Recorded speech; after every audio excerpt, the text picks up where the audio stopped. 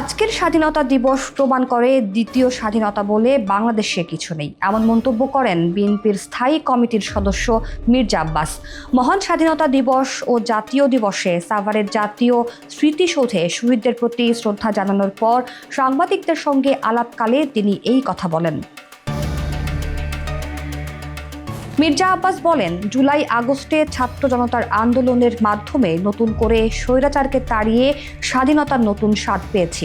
অনেকে বলেন দ্বিতীয় স্বাধীনতা, আসলে আজকের স্বাধীনতা দিবস প্রমাণ করে দ্বিতীয় স্বাধীনতা বলে বাংলাদেশে কিছু নেই।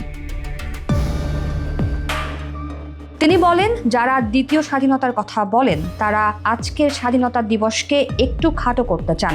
৭১-এর স্বাধীনতায় তাদের কোনো ভূমিকা ছিল না, সুতরাং এই দিনটাকে তারা খাটো করতে চান। আমি বলবো তারা যেন এখানেই বিরত থাকেন, এই স্বাধীনতা দিবসকে যেন সম্মান জানান এবং সম্মান করেন। বিএনপির এই নেতা বলেন, অনৈক্য কিছু নেই, স্বার্থের সংঘাত আছে, প্রতিটি দলের নিজস্ব আদর্শিক জায়গা আছে, যার যার একটা মতাদর্শ আছে, যার যার মতাদর্শ থেকে কথা বলে, এটা আমি অনৈক্য বলবো না।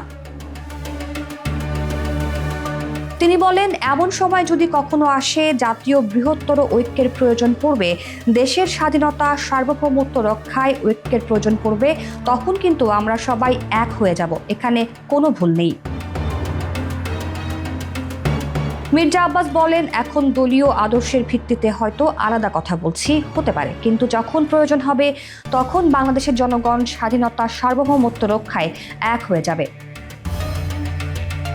জাতীয় নির্বাচন নিয়ে কোনো সংশয় আছে কিনা এমন এক প্রশ্নের জবাবে মির্জা আব্বাস বলেন, প্রধান উপদেষ্টা বলেছেন ডিসেম্বরে নির্বাচন হবে, আমরা সেখানেই বিশ্বাস রাখতে চাই, এখানে আমার বিশ্বাসের পরিবর্তন করতে চাই না।